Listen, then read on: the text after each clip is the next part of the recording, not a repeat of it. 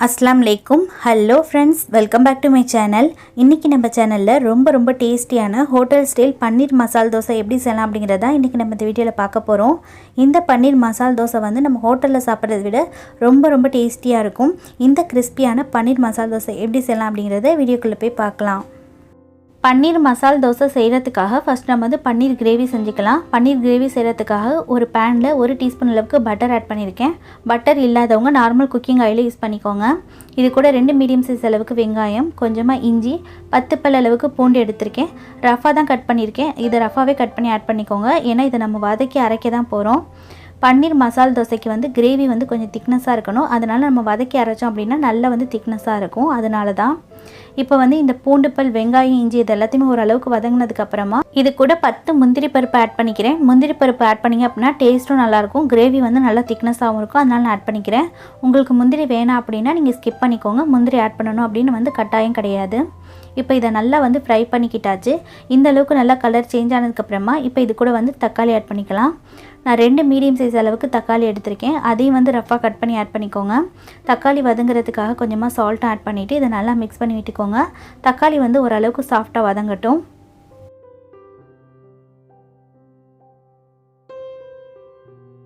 வெங்காயம், தக்காளி, இஞ்சி, பூண்டு, முந்திரி இது எல்லாமே நல்லா வதங்கி வந்துருச்சு. இப்போ அடுப்பு ஆஃப் பண்ணிவிட்டு அப்படியே விட்டுருங்க. இது நல்லா ஆறுனதுக்கப்புறமா நம்ம மிக்சியில் சேர்த்து அரைச்சிக்கலாம். இப்போ நல்லாவே ஆறி வந்துருச்சு. இதை மிக்சி ஜாரில் சேர்த்து நல்லா ஸ்மூத்தான பேஸ்ட்டாக அரைச்சி எடுத்துக்கோங்க.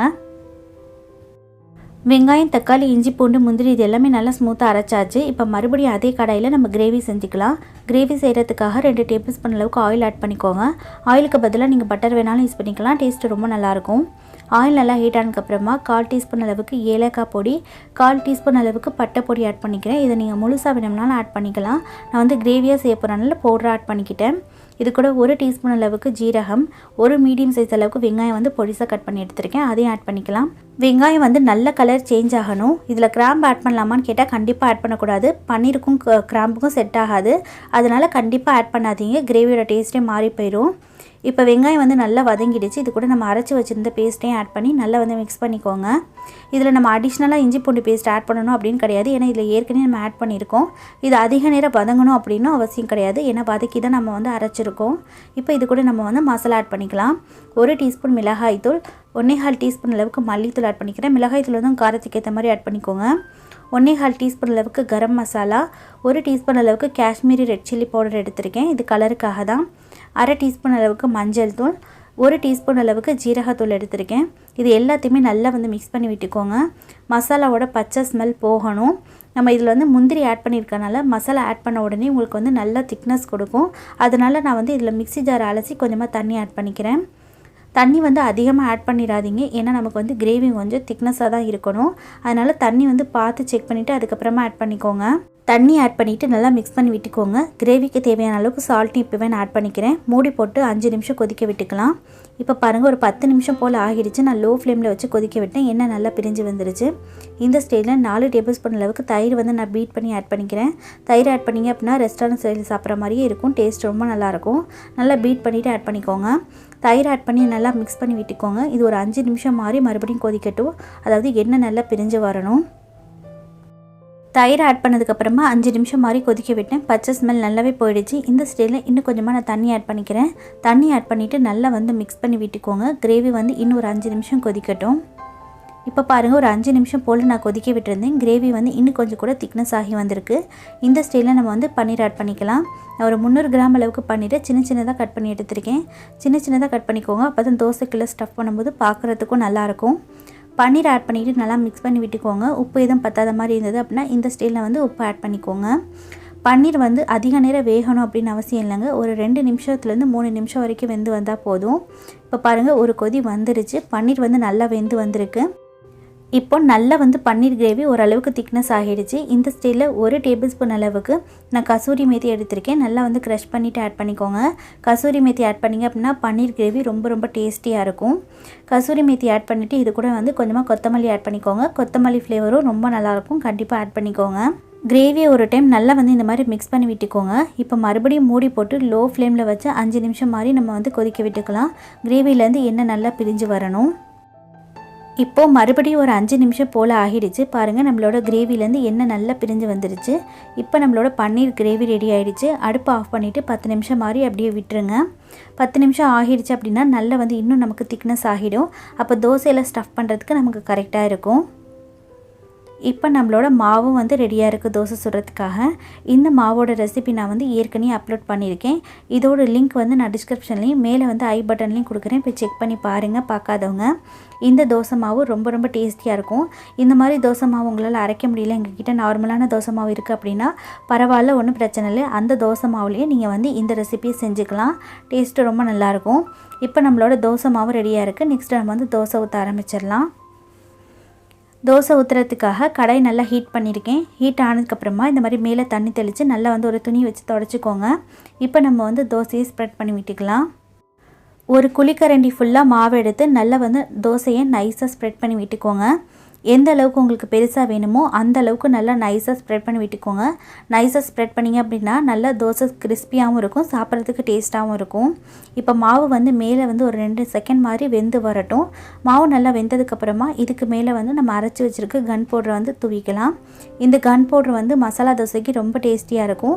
இந்த கன் பவுடர் ரெசிபி வந்து ஏற்கனவே நம்மளோட சேனலில் நான் அப்லோட் பண்ணியிருக்கேன். பார்க்காதவங்களுக்கு டிஸ்கிரிப்ஷன்லேயும் ஐ பட்டன்லேயும் லிங்க் கொடுக்குறேன். போய் செக் பண்ணி பாருங்கள். டேஸ்ட்டு ரொம்ப நல்லாயிருக்கும். தேவையான அளவுக்கு கன் பவுடரை நான் மேலே வந்து நல்லா தூவி விட்டுட்டேன். இப்போ இதுக்கு மேலே கொஞ்சமாக கொத்தமல்லியும் இதுக்கு மேலே நம்ம செஞ்சு வச்சுருந்த பன்னீர் மசாலாவும் ஆட் பண்ணிக்கலாம். பன்னீர் மசாலா வந்து உங்களோட விருப்பம் தான். அதிகமாக வேணாலும் வச்சுக்கலாம், கம்மியாக வேணாலும் வச்சுக்கலாம், உங்களோட விருப்பம்தான். பன்னீர் மசாலா தோசை மேலே வச்சதுக்கப்புறமா நல்லா வந்து இந்த மாதிரி ஸ்ப்ரெட் பண்ணி விட்டுக்கோங்க. ஃபுல்லாக வேணும்னாலும் நீங்கள் ஸ்ப்ரெட் பண்ணிக்கலாம். நான் வந்து ஒன் சைடாக தான் ஸ்ப்ரெட் பண்ணிக்கிட்டேன். ஒன் சைடு வந்து நான் ஃபோல்டு பண்ணி எடுத்துக்குவேன். இப்போ இதுக்கு மேலே 1 டீஸ்பூன் அளவுக்கு நான் பட்டர் ஆட் பண்ணிக்கிறேன். பட்டர் ஆட் பண்ணிங்க அப்படின்னா அந்த பட்டர் நல்லா மெல்ட் ஆகி தோசை ஃபுல்லாக நல்லா வாசமாக இருக்கும், சாப்பிட்றதுக்கும் டேஸ்ட்டாக இருக்கும். உங்களுக்கு விருப்பப்பட்டால் மட்டும் ஆட் பண்ணிக்கோங்க. இதுக்கு மேலே தோசைக்கு மேலே கொஞ்சமாக நம்ம வந்து நெய் ஆட் பண்ணிக்கலாம். நெய்யும் நல்லா வாசமாக இருக்கும். இப்போ இந்த பட்டர் மெல்ட் ஆகிற வரைக்கும் வெயிட் பண்ணிக்கலாம். லோ ஃப்ளேமில் வச்சு தோசையை வந்து குக் பண்ணிக்கோங்க. அப்போ தான் நல்ல கலர் வரும் கீழே.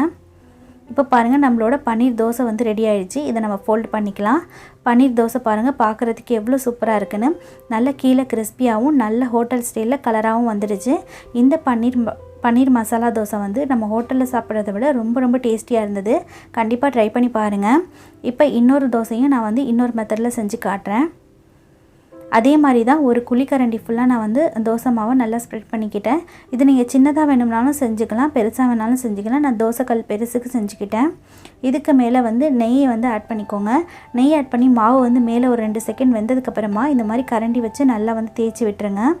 தேய்ச்சி விட்டிங்க அப்படின்னா மாவு வந்து உள்ளே நல்லா வெந்திருக்கும். இதுக்கு மேலே வந்து நம்ம கன் பவுடர் ஆட் பண்ணிக்கலாம். நான் வந்து இது சென்டரில் மட்டும் செஞ்சு காட்டுறேன். இந்த மாதிரி வேணும்னாலும் நீங்கள் செஞ்சுக்கலாம். இதுக்கு மேலே கொஞ்சமாக கட் பண்ணி வச்சுருக்க கொத்தமல்லி, நீங்கள் ஆனியன் வேணும்னாலும் கட் பண்ணி ஆட் பண்ணிக்கலாம். அதுவும் டேஸ்ட்டு ரொம்ப நல்லாயிருக்கும். பன்னீர் மசாலாவை இந்த மாதிரி நான் சென்டரில் மட்டும்தான் வச்சுக்கிறேன். இந்த தோசைக்கு நம்ம சென்டரில் மட்டும் வச்சு செய்யலாம். இது நம்மளோட விருப்பம் தான். எப்படி வேணாலும் வச்சு இதை நம்ம ஃபோல்டு பண்ணிக்கலாம். இப்போ வந்து பன்னீர் மசாலாவை சென்டரில் வச்சதுக்கப்புறமா ஸ்ப்ரெட் பண்ணி விட்டுக்கோங்க. இதுக்கு மேலே 1 டீஸ்பூன் அளவுக்கு நான் பட்டர் ஆட் பண்ணிக்கிறேன். பட்டரில் வந்து பன்னீர் மசாலா வந்து செஞ்சோம் அப்படின்னா டேஸ்ட்டு நல்லாயிருக்கும். அது மட்டும் இல்லாமல் தோசைக்குமே பட்டரில் வந்து நீங்கள் வந்து ஆயில் யூஸ் பண்ணாமல் செஞ்சு பாருங்கள். டேஸ்ட்டு ரொம்ப ரொம்ப நல்லாயிருக்கும். இப்போது பட்டர் ஆட் பண்ணி எல்லா சைடுமே நல்லா வந்து ஸ்ப்ரெட் பண்ணி விட்டாச்சு. இதுக்கு மேலே 1 டீஸ்பூன் அளவுக்கு நான் நெய் ஆட் பண்ணிக்கிறேன். நெய்யும் நல்லா வாசமாக இருக்கும். இது வந்து கீழே வரைக்கும் நல்லா தோசை வந்து செவந்து வந்ததுக்கப்புறமா ஃபோல்டு பண்ணிடுங்க. இப்போ பாருங்கள் நல்லா வந்து தோசை செவந்து வந்துருச்சு. இதை ஃபோல்டு பண்ணிக்கலாம். நம்மளோட சுவையான பன்னீர் ரோஸ்ட் வந்து ரெடி ஆகிடுச்சு.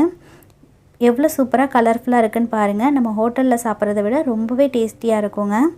நம்மளோட பன்னீர் மசால் தோசை ரெடி ஆகிடுச்சு. இது நம்ம வந்து சட்னியோடலாம் சர்வ் பண்ணணும் அப்படின்னு கிடையாதுங்க. இந்த மசாலாவே நமக்கு போதும். இருந்தாலும் எக்ஸ்ட்ராக்காக நான் வந்து சட்னி செஞ்சு வச்சுருக்கேன். ரொம்பவே நல்லாயிருக்கும். கண்டிப்பாக ட்ரை பண்ணி பாருங்கள். இந்த ரெசிபி கண்டிப்பாக உங்கள் எல்லாருக்குமே பிடிச்ச மாதிரி இருக்கும். ட்ரை பண்ணி பார்த்துட்டு இதோட டேஸ்ட் எப்படி வந்தது அப்படிங்கிறத உங்களோட ஃபீட்பேக்கை மறக்காமல் என்கிட்ட கமெண்ட்ஸில் ஷேர் பண்ணிக்கோங்க. என்னோட இந்த வீடியோ உங்களுக்கு பிடிச்சிருந்ததுன்னா வீடியோவை லைக் பண்ணி உங்கள் ஃப்ரெண்ட்ஸ் அண்ட் ஃபேமிலி கூடயும் ஷேர் பண்ணிக்கோங்க. சேனலை இதான் நீங்கள் ஃபர்ஸ்ட் டைம் பார்க்குறீங்க அப்படின்னா மறக்காமல் சேனலை சப்ஸ்கிரைப் பண்ணிக்கோங்க. பக்கத்துலேயே ஆளுங்கிற பட்டனையும் செலக்ட் பண்ணிக்கோங்க. இதே மாதிரி வேறொரு சூப்பரான ரெசிபியோட மீட் பண்ணுறேன். Okay friends, bye bye. அஸ்ஸலாமு அலைக்கும். தேங்க்ஸ் ஃபார் வாட்சிங்.